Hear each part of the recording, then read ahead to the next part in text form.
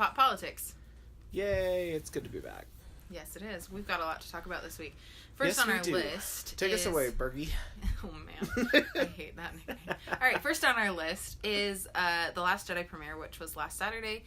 They premiered it in, I think, LA. I didn't pay attention to the location. I was paying attention to everything people were wearing. And London. London was the other night, though. That was different. So, the LA premiere was the official premiere. It was huge. I have been really impressed with the cast and crew. And the people who have seen it already, because there are almost no spoilers, and it is amazing. It's true. And Even I'm not me, who doesn't follow Star Wars, the stuff I have seen has been very spoiler-free. Well, and I follow Star Wars, and there have been very spoiler-free. Everything that I know has been in the clips, and I've stayed away from the last week of clips. I can't, and I'm not seeing it till Saturday with my brother. So I've threatened my friends who are seeing it tonight and tomorrow within an inch of their lives. They cannot give me spoilers. Anyway, not important. So at the premiere, there were it's a chance to show off your fashion. There were full size AT-ATs and a couple other things. And the thing that really stood out to me, there were a couple of things. First of all, Daisy Ridley wore a dress that literally had stars on it, and it made me happy. The other thing that really made me happy was Kelly Marie Tran. She's a Vietnamese American woman who plays a new character who hangs out with, from what we understand, hangs out with Finn a lot, and her name is Rose Tico, and she is the first main character of that particular ethnicity. And she was so emotional at the premiere, was she? as if another, if I were in the movies and at the premiere and having people cosplay as me, you can imagine me being completely over the moon, crying. And there's this really sweet scene where Daisy Ridley is comforting her and saying oh, I was in that position 2 years ago. Aww. And just this really lovely, she's freaking out and just has this wonderful emotional roller coaster of a premiere. The other thing that was big is Carrie Fisher's daughter, Billie Lourd. She was in the first film, and from what I understand, she has a little bit more of a significant role in this film. She showed up to the premiere with her hair done in a Princess Leia bun manner, sort of akin to, it was a mix between Leia's hairdo at the end of A New Hope with the award ceremony and the beginning of The Empire Strikes Back, where she's on Hoth. And it was just really lovely. And then she also wore the same ring that Carrie Fisher wore to the premiere of The Force Awakens. Oh. And it was just this really lovely tribute. And I had tweeted about it, and a tweet about this tribute to Carrie Fisher got picked up by Mashable and is now in an article. Your tweet? On Mashable. What? Yeah, I know. I was that's awesome. My dad texts me this morning, and he's like, so your tweet is in an article by Mashable. Should we be impressed? And I was like, I didn't even know that was a thing. So it's really there. I will link to the article because it's not very long, but it does feature. Cool. Of all of the tweets about Billie Lourd's hair, it features my tweet, which is kind of funny. My dad was like, I think it's because of your handle, because I have a Star Wars handle right now. My handle is Brie. That just adds to the fanness. So anyway, it was a really lovely premiere. I'm seeing the movie on Saturday, and I am so excited. So excited. It has been a little bit of a struggle to get through finals. I'm almost done, and then I will have Star Wars to look forward to. So that's it for The Last Jedi premiere. We will be very spoiler free on this podcast, but you will probably hear me gushing about it next week. Yeah, are we going to get a review from you next week? I'm sure we will, because it is the longest Star Wars movie. I think we mentioned that last week. It's only 15 minutes longer than the other ones. 2.5 hours is a long movie. But I was looking it up. Force Awakens is 2 hours and 16 minutes. So anyway, it is the longest one, but I've been hearing really good things about it. And really good things. There was a review on I listened to the Global News podcast from BBC, and there was a rave review that didn't give anything away, which was surprising, and it was wonderful. Anyway, all right. I have one more thing to add. Okay. They had a London premiere also, right. And Princes William and Harry showed up. That's right. And BB-8 bowed to them. But rumor has it that they have cameos as stormtroopers in this film. I've heard that as well. So, but nobody said anything. Of course. So we'll find out. I will watch the credits very closely. Oh, do they credit them? They would if it was a cameo. They did the same when 007, what's Daniel his bucket? Craig. Daniel Craig was Did they the give him a stormtrooper. credit? He was a credit. Oh, That's how people found out. Oh, watch that closely. I wonder if it'll say like Prince Harry, Prince William, or if it'll say like their like full names. What is their full names? Okay, this is an interesting little side note, like tangent about the royal family. They don't technically have last names. They have like 4 first names, but since they're like royal, they don't need a last name. Okay. Because they always just go by Prince Harry or the Duke of Cambridge or Her Majesty the Queen. Mm-hmm. Like, they don't technically have a last name. Although the family house is the House of Windsor. So technically their last name is Windsor, but they don't use it like us normal commoners use last names. So, fun fact. So it'd be interesting to see like how they credit them because they like names and titles are a big thing for the royal family. So that'd be interesting. Random royal family tangent. Go look it up on Wikipedia Somebody has been or watching something. The Crown. Yeah, it's really good. And looking stuff up. Okay, moving on. So this morning, Lin-Manuel Miranda, our favorite celebrity, Yes. he announced that when he created the Hamilton mixtape, which he did last year, he was planning. There was a plan to follow it up with a second one that was going to include like new songs, kind of a thing, and that he said that it was. The Hamilton mixtape was so beyond his wildest dreams that he didn't know how he was going to follow that up. So what he is doing is he's doing something he's calling a Hamil Drop, where he's dropping a new song with a different artist every month for the next 12 months until next December. And tonight is the first drop of Thursday night. By the time you see this, it'll have dropped already, is a song about Benjamin Franklin that features the lead vocalist of the Decemberists, who Stu and I both don't know, but we're about to find out who they are. And I will be up writing a paper, so I'm sure that will be on repeat while I'm editing my paper. So that's super exciting. So we'll get a new song from Lin-Manuel Miranda every month for the next 12 months. So that's cool. Yeah. Where's he dropping them? Spotify, YouTube? I think he's dropping them on Spotify. I think that's what I remember. And people have already who have already hit the midnight mark have said that in other countries. Yeah. That's so weird. Like where it's like midnight in your country. Yeah, in your time zone. So it's like, yeah, it's weird that it's not like one time for the whole world. It's like it rolls out. Right. Kind of interesting. All right. Yeah. So moving on. Moving into award season chatter, the movie awards, the Golden Globe nominations were announced this week. Okay. And the Golden Globes are like the first window into like what the Oscar race is going to be. So it's like it has there's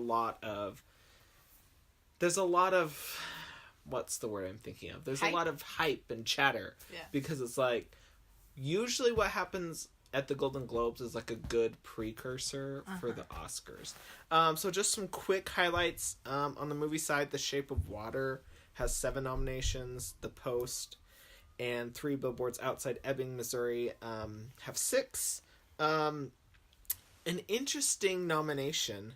So do you remember there was a film that Kevin Spacey was in, but when the sexual harassment allegations came out, they like cut him from the film and recast or reshot the scenes with Christopher Plummer? No, I don't remember that. You don't remember hearing that? Oh. No. So he had like a minor supporting role in this film called All the Money in the World by Ridley Scott. And they literally cut his scenes and reshot them with a new actor, with Christopher Plummer. And he's a great actor, classic, Sound of Music. Right. But Christopher Plummer got a nomination. Are you for real? Yeah. And he just barely, they barely did it recently. So that was kind of cool to Yeah, those allegations have been out for what, 2 months? Yeah. If that. So that was kind of cool to see, wow, good for them. Let's see. On the TV side, Big Little Lies has 6 nods. So, let me just read you the, Best Picture category. So, the Best Picture Drama. So, the Golden Globes does their Best Pictures in 2 categories. Drama and then musical or comedy. So, it's a little hard to know, between those 10, what's going to be in the Oscar Best Picture. But for drama is usually the best. So, we have Call Me By Your Name, Dunkirk, which I'm really happy for. The Post, Shape of Water, and then 3 Billboards Outside Ebbing, Missouri. What's his name? We're going to talk about The Post next week, so stay tuned. Christopher Nolan is nominated for Best Director, which I think he totally deserves. You've been saying that is a long time coming. Yeah. Both Meryl Streep and Tom Hanks are nominated for their roles in The Post. And they are fabulous actors and a fabulous actor and actress and totally deserve it. That movie hasn't come out yet, by the way. Just so you're aware, like Yes. these are some of these are getting nominations before they even come out. On the TV side, best series is The Crown. Yeah, that's my series. Game of Thrones, Handmaid's Tale, Stranger Things, and This Is Us. Oh, This Is Us. Yeah. All about that one. Another notable thing in the best actress in a TV series drama, Claire Foy in The Crown. Love her. But this is an interesting one. Catherine Langford in 13 Reasons Why. Is she the main character? She's Hannah in 13 Reasons Why, the one who committed suicide. Interesting. And everyone was like, that was probably the most interesting nomination to me, is that she got nominated. That's interesting, yeah. So she's Australian. Oh, okay. Did you know that? No, I didn't. She has an American accent in the series, but if you watch interviews with her, she's Australian. You're like, what? Because her American accent sounds so good. Yeah. So, just kind of some interesting things there.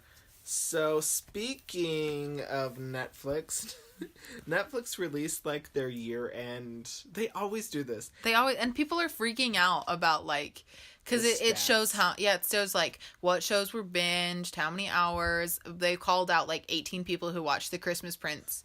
It was like 53 people who had watched it every day for 18 days or something like that. Anyway, people are freaking out like, oh my gosh, why does like Netflix Big Brother have all I'm like, you do like pay them money and they keep analytics. Every business keeps analytics. I like have analytics for social media. I know exactly who's looked at my stuff and how well they've done. I mean, like, companies keeping track of analytics with their products isn't unheard of. It's actually common practice. So don't freak out. So they came out with some interesting stats. So Netflix's users watched more than 140 million hours per day. Oh my gosh. And that adds up to more than 1 billion hours a week. That's crazy. So we be bingers. This is worldwide, right? This isn't just the US. US. Yes, this is worldwide in all of their countries, 190 countries. They have 109 million members in 190 countries. So, that's interesting. Just those stats.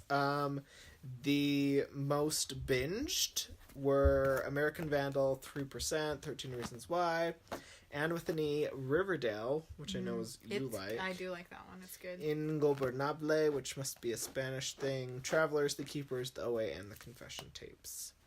Interesting, they have a category called the shows we savored.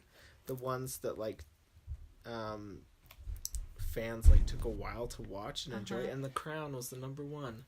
Which I can totally see. You have to digest that because one. it's like, yeah, when I watch The Crown, I'm, like, looking up stuff the whole time and, like, you can't binge that one because it's got so much going on. And it's like intellectual. Yeah. It's like, it's heady. Yeah. If that, is that a word? Like, you're thinking... I'm using it in the wrong context. Yeah, you're using it in the wrong context. It's like, so it makes you think and like... Yeah, I get what you're saying. Yeah. He's using it as in head -y, not the word heady. Okay, thank you. Which means something completely different. Okay. So. Thank you. Obviously, English is not my strongest. Obviously, I was not an English major. So. You were PR, though, so. Yeah, but PR doesn't get into, like, the nitty-picky of words and stuff like English majors do. So. Anywho. Okay. Moving on, so the next item of business we have to discuss. Yeah, heady, the word means to intoxicate or make giddy. So not in that sense of the okay. word. Totally different. Totally different. Okay. I mean, like, it's brainy. Yeah, brainy. Brainy is a better That's word. better. Better The word. thing that's really interesting about this is that Spotify, remember we talked about like our top songs on Spotify? Oh, So yeah. Spotify did almost exactly the same thing Netflix did. Netflix just didn't go down to the person level, and I think it's funny that people were so upset about it. There was a story I read this week That is true. about a man who slipped into depression and watched, like, he wasn't working, he was about to go back to school, so it was the summertime, he didn't have a job, and he was slipped into a depression, and all he did for like a solid week was watch Netflix, and Netflix reached out to him and said, your viewing habits have drastically changed, like, you have not turned off Netflix this week. And they said, are you doing okay? And he said that was just really wonderful to note that, like, somebody who didn't even know him was making sure that he was okay. Yeah. So I thought that was sweet. Like, that is those cool. analytics are worth something. Good job, Netflix. Yeah. Okay. Thank you. That's a cool story. Yeah, Thanks it's for a that cool little story anecdote. on that one. Okay, moving on. So, also announced this week were some different nominees. These were for the Rock and Roll Hall of Fame inductees. And so, the Rock and Roll Hall of Fame is headquartered in Cleveland, Ohio, and they do like a big ceremony every year where they induct people. This year's inductees are Bon Jovi, the band, not just John Bon Jovi, but Bon Jovi, the band. Mm-hmm. Dire Straits, the Moody Blues, the Cars, and what a lot of people are heralding as like good news is Nina Simone. Or Simone, I think it's pronounced Nina Simone. Anyways, little interesting thing. Ballots were sent to a voting group of more than 1,000 artists, historians, and music industry professionals. And here's what's interesting. To be eligible, there's an eligibility standard. So to be eligible to be inducted into the Rock and Roll Hall of Fame, an artist or band has to have released its first recording at least 25 years prior to the year of induction. So for the class of 18, that would have been 1992. Cool. So... That's great. Yeah, so is Nina Simone the first like woman? I don't know if she is or not. Okay, so next on our list, this is an interesting one. The Disney and 21st Century Fox deal. So it's been rumored for like several weeks now that Disney was going to buy the movie and TV assets of 21st Century Fox. Mm-hmm. But like, of course, nobody was confirming it, and it was all these rumors. Then all of a sudden, like today, Thursday, it came out and they announced that they were buying it. And everyone was like, "Whoa!" So, for like $52 billion. It's a huge deal. So it's not like their TV channel. It's not their news. It's their movie assets. So it's things like X-Men and what's Fantastic the other Four. one? Fantastic Four, and a couple other things like that. So this brings pretty much all the Marvel characters under the Disney house, right? Except for Spider-Man, who is famously under Sony, which they have a deal to let him be in like the MCU and stuff. Yeah. So that's why he'll appear in like Infinity War and stuff. And has appeared in Civil War. Yes, but is not under the Disney umbrella. It's interesting how all that works. Mm-hmm. And this is like, so Disney's done a ton of like acquisitions late in the past years, like Marvel, Lucasfilm, Pixar. Like, they've gobbled up a lot of stuff, but this is the biggest one. Like, $52 billion. It's a huge I can't deal. even, like, fathom how big of a number that is. Yeah. You know what I mean? Mm-hmm. And so, so this is not like Fox News or, like, that side of 21st Century Fox. Like, that's also Fox Sports and, like, their TV stations. That's separate. But this is, like, all their movie and TV stuff. So, it'll be interesting to see how this goes. Oh, this also gives, Fox had a 30% share in Hulu, and so Disney's getting that. Really? Which Disney already had a share in Hulu. Yeah, they did, because the new Marvel show, Runaways, is on Hulu. Yeah. So now this, like, makes Disney have an even bigger share in Hulu. Which a lot of people are talking about could help with their new streaming service that they're gonna roll out. So, there's a lot of interesting things in this. Yeah. All right. Well, that wraps up pop, so we'll move on to politics. We're back with our weekly update on the sexual harassment, sexual assault, and all that good stuff, bad stuff. So this week, the Trump accusers, which if you remember, they're, 19? I think it's 19 women. I can't remember. It's something in that neighborhood. 19 women who have accused Donald Trump of sexual harassment or sexual assault. And this week, Nikki Haley, yes, she was on Face the Nation, I believe, the Sunday show, and she was asked about the Trump accusers, and she had a very interesting response. She said that they should be heard. She believes that when women have stuff like this to say, that we should listen to them, and they should be heard. And that, like, almost sent shockwaves through, like, the political sphere, because everybody, I swear, everybody in the Trump orbit has, like, when they're asked about the accusations, they say, well, the voters knew about them in the election, and they voted him in anyway, so it's already been litigated in the election. Like, that's their, like, broken record line. But for, like, Nikki Haley, someone who is inside the administration, to come out and say, like, they should be heard and we should listen to them, that's huge. And it's not, if you know Nikki Haley, it's not super surprising that she would break from the official line because she's done that before. Yeah. She's done that on Russia. She's definitely... She's in her own world, kind of. She's definitely a, regular Republican, not a Trump Republican. Yes. And she doesn't fall to the Trump Republican side. Right. Because that's what you need to do to save your skin or to save your job. And it's interesting that Trump has not lashed out at her. Anybody else... He would have. In the Trump orbit would have said something like this. He would have lashed out and fired them. And so it's interesting. Nikki Haley has this, she's, immune. Right. It's somehow. Really interesting. It's super interesting, her role and, what she does. I mean, she's almost, I dare say, more visible than Rex Tillerson is. Mm-hmm. Because she goes out on the shows. She does the media interviews. She makes statements. She has a Twitter account. Rex Tillerson does none of this stuff. Yeah. So she's carved out a very prominent role for herself. She's actually more... So Tillerson often says things and then gets contradicted. Nikki Haley doesn't often get contradicted by the administration. That's a good point. So she's also got this brand of actually being trustworthy, and what she says is actually what the administration says. So there's that too. Okay, next thing is that Al Franken's successor. So Al Franken, remember, stepped down last week from his Senate seat. His successor was named for the interim until the 2018 election, I think. Yes. His term was up in 2018.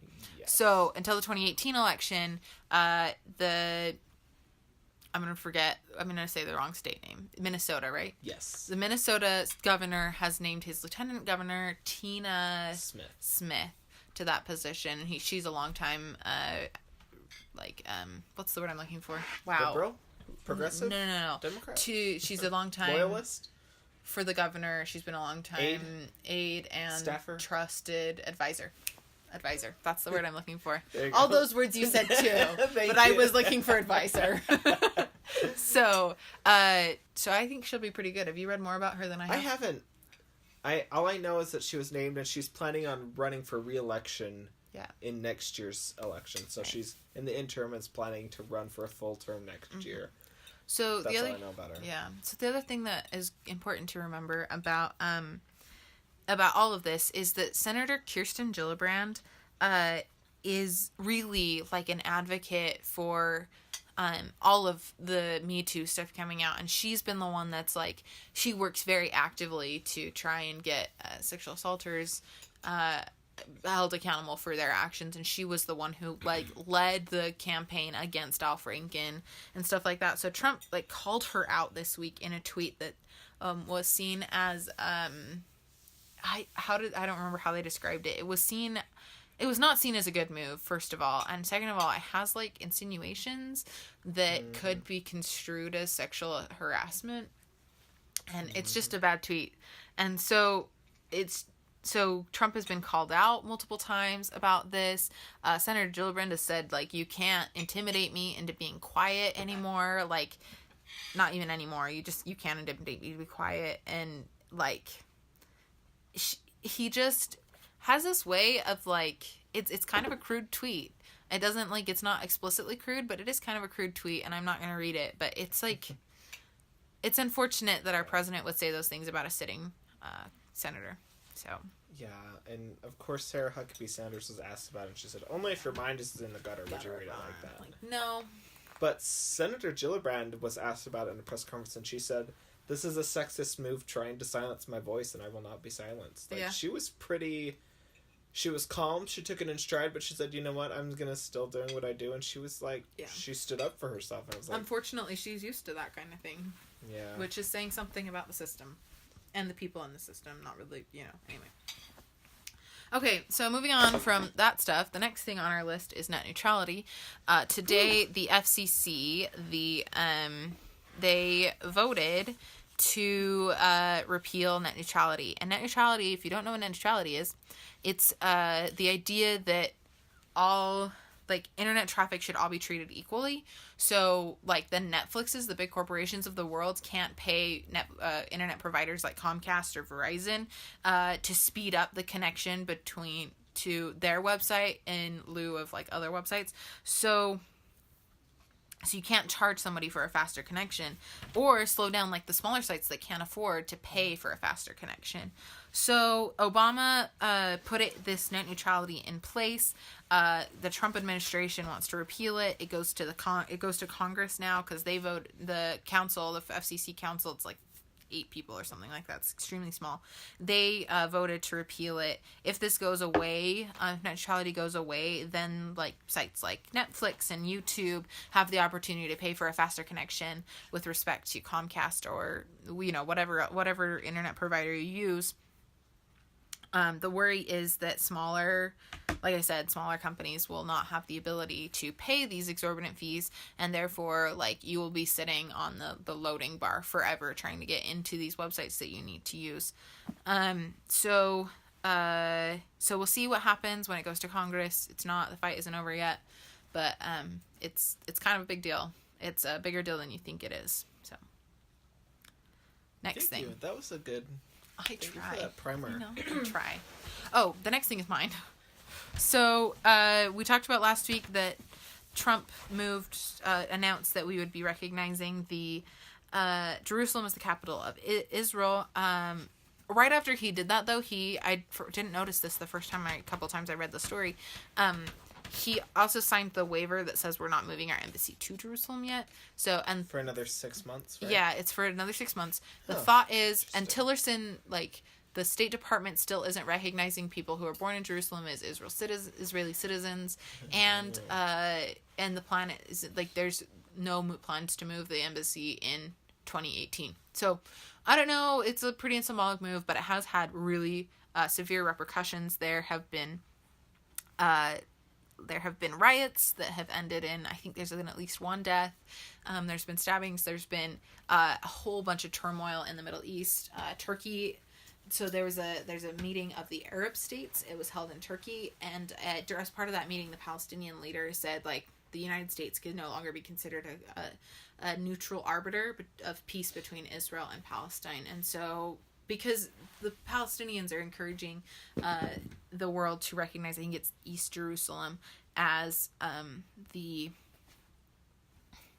capital of Palestine, and splitting that up, so because it's such a touchy area, it's so religiously bound up in a whole bunch of different religions and has all these religious sites, that it's kind of ridiculous for one religion to claim Jerusalem as a holy city, because there are 3 and it's theirs, So there are a bunch of repercussions, and I'm sure those are going to be coming out, and the biggest one is that Palestinians are no longer recognizing the U.S. as an okay arbiter for peace, which means that Jared Kushner is out of one of his jobs.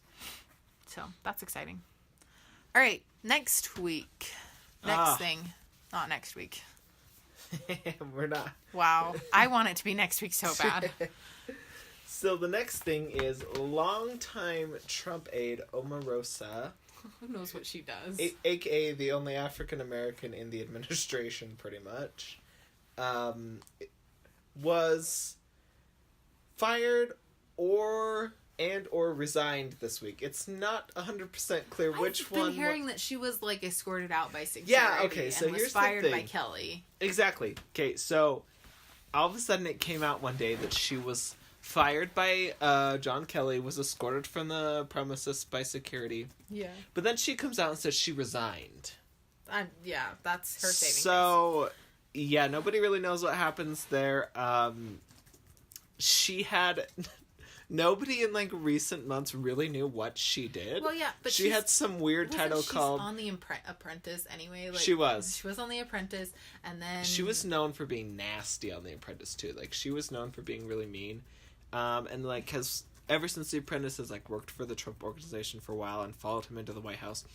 In the White House, her official title was Communications Director for the Office of Public Liaison. Yeah, who knows what that means. Which is a role that they made up for her. Yeah. So, like, this wasn't a pre-existing role, like, Communications Director, Press Secretary, Chief of Staff. Yeah. Like, it wasn't an established role when they got there, so they just made it up for her. But nobody, like, really knew what she was doing. And, like, nobody would say... She was also supposedly in charge of African-American outreach. Which is, like, a valid thing, right? Right. I mean, that makes sense, but also... But other than that, like, nobody knew what her, like, real role was. And so it's not a loss. And still they're not saying, like, what she did or what... But the other weird thing is her resignation is not effective till January 20th of 2018. So she's like fired and or / resigned, but she's like still working But there. that's what happened to Spicer too. Like, yeah, Scaramucci's interim position didn't actually happen for the 2 weeks he was there, and he was fired because Spicer was still technically press secretary for that time. Yeah. And still communications director. Anyway. But the most interesting thing on this is Omarosa went on Good Morning America, and she said that she resigned, and I'm going to paraphrase, I'm not going to get this 100% correctly, but she said that the reason she resigned was she saw some things, there's things happened in the administration that bothered her and her people, presumably referring to African Americans, and that she's going to have some stories to tell, and she's going to tell those stories. So unlike, Sean Spicer, who has stayed pretty mum about his time in the administration, she's acting like she's going to come out with like a tell-all book or do like a big interview or something to basically reveal what goes on in the West Wing. He is writing a book though, Spicer, by the way. Is he? Yeah. Yeah. But it's not a tell-all book, I don't know if it's a tell-all book. I just know he he's made writing it pretty clear he wasn't going to smear or like give into like insider stuff, but yeah. Omarosa's making it sound like she is, so that could be interesting. So our last biggest story of the week is the election in Alabama between Roy Moore and Doug Jones. Roy Moore, if you'll remember, is the man who is accused of a lot of sexual assault and sexual harassment, including with a 14-year-old girl, a girl who was at 14 at the time that this happened, and he was an adult. And so, basically, he's a pedophile, is really what's going on here. Statutory rape. Yeah, statutory rape. So he, these accusations are coming out against him. He's also the dude that, like, put up the 10 Commandments, a statue of them, and he also had them up in his courtroom and wouldn't take them down. And the dude that, I can't remember what it was about gay marriage. Oh, he told the judges that they didn't have to marry any homosexual couples, even after the Supreme Court had ruled that was okay. Like, that was the law of the land, that homosexual couples were allowed to be married. So, I mean, this dude, like, has been fired from 2 Supreme Courtships in Alabama. Like, he's not awesome. And then it was against a pretty much unknown Democrat, Doug Jones, who, but everybody, like, this is the guy who Jeff Flake wrote a donation check to him, crossing the line, because Jeff Flake is a Republican. He said, like, he'd written in the memo line that was, like, party, or country of a party. Yeah. And a couple other things. So this has, like, been a huge thing. Like, can we vote? Alabama is a deep red state, like deep red. They haven't elected a Democrat to the Senate since 1992. 25 years. That's a long time. Jeff Sessions was their senator before, and he's pretty, conservative. So this is a deep red conservative state. So, I mean, and then these accusations came out and said nobody knew what to do. Like, do I vote? I don't want to vote for a Democrat either. Like, what do I do? The RNC, like, pulled their funding, but then they like, came back. I mean, it's just been this weird election. And then the senior senator from, I can't remember his name right now, Shelby? Richard Shelby. Richard Shelby from Alabama said, I wrote in a candidate. I can't vote for Roy Moore, but also I didn't vote for the Democrat. So he wrote in a candidate. So then I'm watching the returns on Tuesday night, and Roy Moore had an early lead. Okay? So he had an early lead until an hour before the counting and, like, before they had all of the votes tallied. It was about an hour and a half before that, and it flipped to Doug Jones. And then Doug Jones ended up winning the election by something like 21,000 votes, which is 1.5 percentage points, which is too far for a recount. Really? It's not close enough for a recount to be called. But Roy Moore has refused to concede. Still, right? Still. Wow. This was Tuesday night. It's now Thursday night. He is still refusing to concede. He wants a recount. According to Alabama law, that's not going to happen because it has to be a much closer margin for there to be a recount. The thing that's really impressive about this election is that there was active voter repression going on against African Americans. The deciding votes came from African American women, who 98% of them voted for Doug Jones. Ooh. And it was like something like 60-some-odd% voted for Doug Jones as well. 60-odd% of African American men.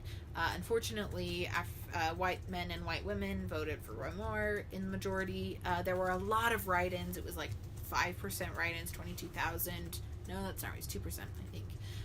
And then so it was like, let me see if I can pull up the exact numbers because I think that's important.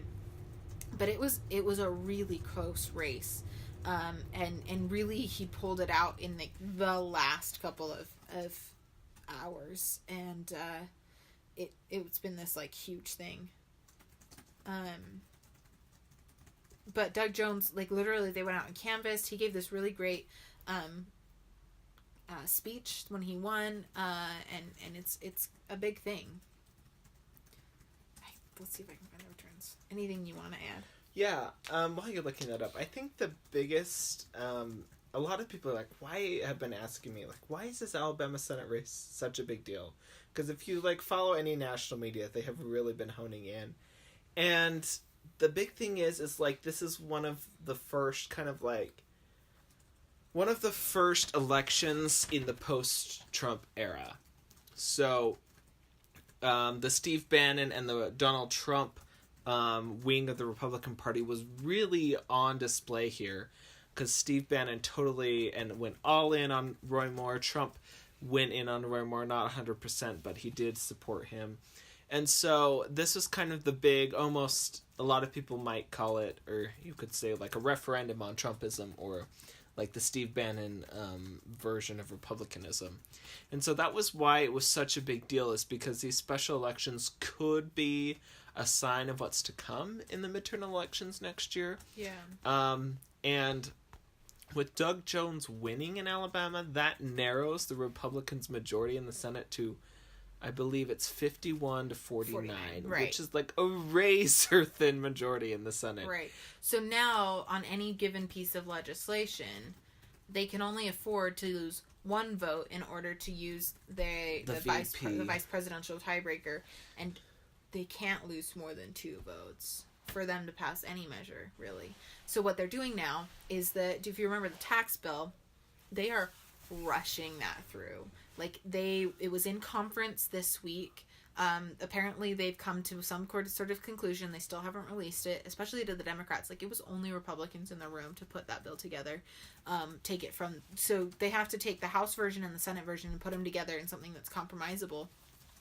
So it's obvious, like, there's enough of a majority in the House that they can get that through with the Republicans, but they're trying to, like Luther Strange is still in this Alabama seat, so they still have 52 to 48, so they're trying to rush this bill through before Doug Jones comes into power, because then because Doug Jones comes into his seat, because then Doug Jones is a Democrat, he's likely to vote against the tax bill, because his mandate says not to vote for the stuff that's in that, because it's not great.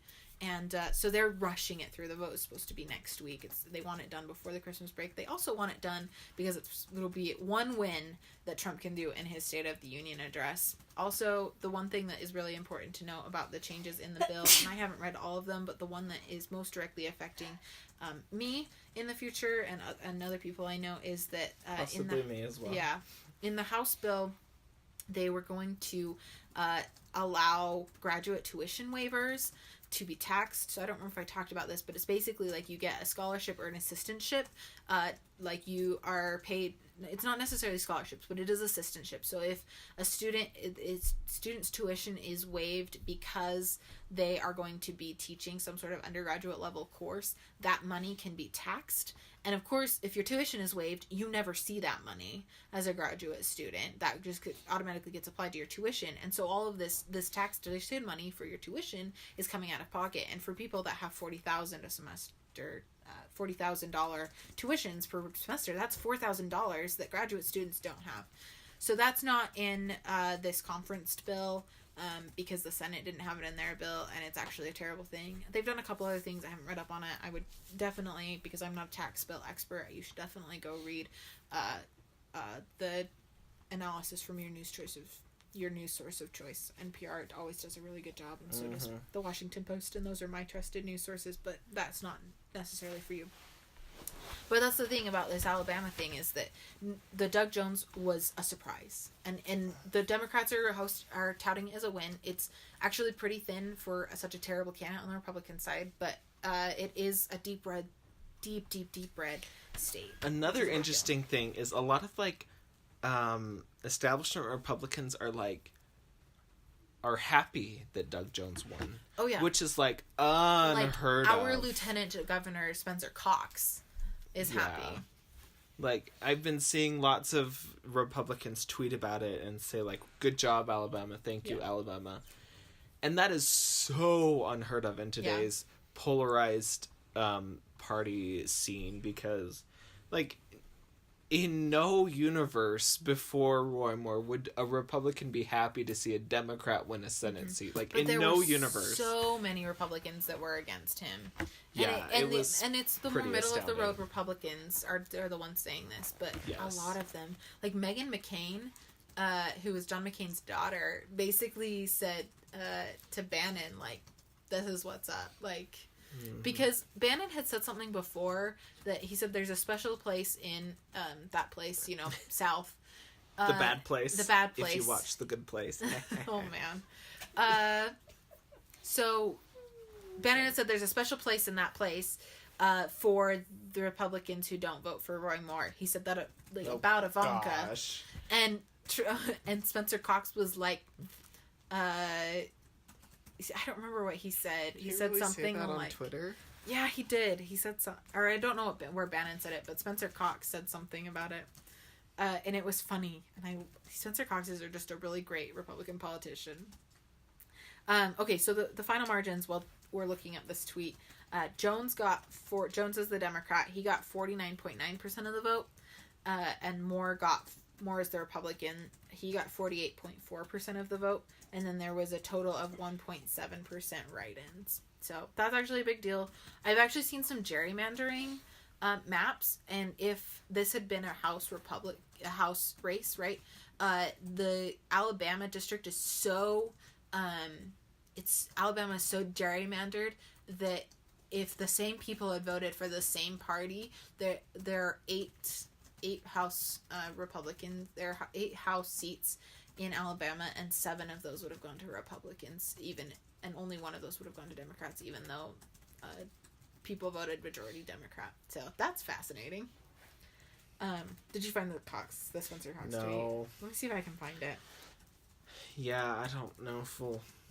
Maybe, but who knows. So, it'll be... What? I don't know. It's hard. He does a lot of tweeting. Yeah, he does a lot of tweeting.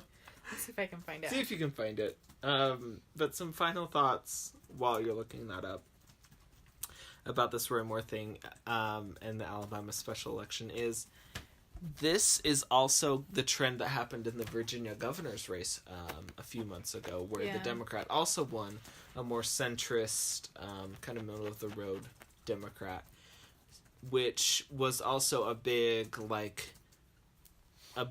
importance for the Republicans and the Democrats. So, you know, going into midterms next year, maybe this could be a trend, you know? Who knows what we're seeing here, but it's interesting that historically the president's party always loses in the midterms. Yeah. Not always, but historically they usually do. Generally. And that's been the case. The Democrats lost when Obama was elected. They lost in 2010. Yeah. So this could be the start of the midterm election cycle and pattern. But, you know, you never know. Yeah. Who knows? I mean, some people like Orrin Hatch haven't even said if they're running or not. So oh my gosh. Still need to wait for that. Please no. Okay, so the Spencer Cox tweet you found it. Congratulations, Alabama. Welcome to our special place in... I promise it's better than wherever Bannon/Moore end up. Oh, wow. Yeah. Shots fired. Wow. So, yeah. It's that, yep. Yeah. So, yeah. That was, it was, yeah. All right, that wraps up everything. If you want more analysis on the Alabama election, I'm sure that any of your favorite news sources would be happy to oblige you. It's pretty shocking. There was some celebration. It scared my roommate. Mostly because I didn't want more in the office. Okay, so our soapbox this week is actually kind of sobering. So today, December 14th, 2017, marks 5 years since the Sandy Hook Elementary shooting, which killed several children and their teachers. And it's just really sad, right? It was a very, very sobering and very sad time. And we were talking about it, and we're 5 years out, and this was like a huge tragedy for the nation. And we don't have any progress made on gun legislation. We're still seeing even worse mass shootings happening. We can think Las Vegas. Las Vegas is one of them. Orlando. Like, what was the other one that just happened recently that was one of the biggest? I can't remember, but like... There was the Texas church one, too. Oh, yeah, the Texas church one. I mean, we're just... Like, this year, I don't think we went a month without at least one shooting or something to that effect that had some sort of gun violence involved with it. And some of those we don't even hear about. Like, there was a Maine school shooting that killed two people just, like, a week and a half ago. And, I mean, like, we're seeing a lot of gun violence, and there's nothing been made. Even the thing, so if you remember in the Las Vegas shooting, the tool he used was he augmented his rifles with a bump stock, which allowed his rifles. It's a legal thing. It's a legal addition you can make to your gun, and it basically turns your semi-automatic into an automatic weapon, which automatic weapons are not allowed to be sold into the public. So, but even we had legislation going forward on bump stocks to ban them from use in recreation or in the citizenry. And even there's nothing been done about that. So it's just really sobering to think that we've had so much tragedy, and yet we still are doing nothing about it. And I remember sitting there, it was December, and I remember sitting there, we were watching something on TV, and, special breaking news alert came up, and it was, like, the shooting at an elementary school in Connecticut, and we were all just, like, floored. Like, utterly floored, and if you remember President Obama's reaction, he was, like, crying. Yeah. In his reaction, in his speech, and it was so sad, and him and several of his aides have said that was the worst day of his presidency, the day of the Sandy Hook shooting. I was reading a tweet from his press secretary. Yeah, that's what that... Jay Carney, and he says, 5 years ago today was my worst day at the White House. I saw my normally stoic boss break down. I lost my composure at the briefing. As a parent, I could not comprehend the horror of Sandy Hook. I think of those innocent children and their brave teachers all the time. And what's so sad is... there's this cycle that happens after every shooting, especially mass shootings. We're sad, and then we're angry, and then we're like, okay, what are we going to do about this? And then we do nothing. And then nothing happens. Yeah, and it's like, happens. Why can't we do anything? Like, bump stocks, why aren't bump stocks banned? I mean, Trump even signaled support. The NRA, for crying out loud, and we still haven't done anything. Said they were going to be okay with it, which... if you know the NRA, they never, I mean never are supportive of gun controls. Never, nothing ever. On gun legislation, ever. It's astounding to me, like, why can't we get anything done on this? Yeah. It's sad. This reminds me, Sarah Huckabee Sanders was asked this in the press briefing today, like, what are you doing in the administration to make sure, like, these things don't happen? And she basically just gave her vague, wide-reaching answer saying, we're looking at a lot of things and we're trying to keep Americans safe every day. So basically they're doing nothing. Yeah. And it's just sad that we can't do anything about this. Yeah. So it's sobering. The hardest part too is you can't you can't arrest someone before they commit a crime. Right. So like, how do we stop people before a shooting happens, where you can't arrest them if they haven't committed a crime? Like, that's... And if they don't have anything, if they don't have prior... there's no prior record. Right, priors, then what do you can't arrest them on anything. There's nothing for you to do there. Right, but there's something to be said of regulations and, doing background checks and making sure that people that have, that are on, like, the no-fly list or have felonies or domestic violence charges on them, like, can't get guns and stuff like that. Right, or that if the military is coordinating with the FBI so that we don't have things like the Texas like, there's shooting. something to be said of, like, keeping our records and regulations and laws up to date. And true, like, we can't predict, and we can't arrest somebody for a crime they haven't done, and we can't predict someone doing a crime, but we can at least, narrow the margin a little bit. Right, and we can do everything we can to keep automatic weapons out of the public. Yeah. Or faux automatic weapons. Right. I think it's generally accepted that, your casual shooter/hunter does not need an AR-15. Like, it's... Right.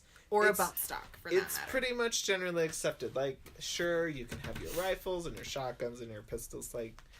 But nobody is arguing that you need to have an automatic weapon. Like, a military-grade weapon is not something that you just use in everyday life. You really don't need it. So today, we're remembering those who, that passed away in the Sandy Hook shootings, and those children. And I've seen a lot of like emotional tributes to people who lost their 6-year-old brothers or their children. And it's time that we do something about it, because they're not the only children being lost to gun violence. And we'll leave you on that very sobering note.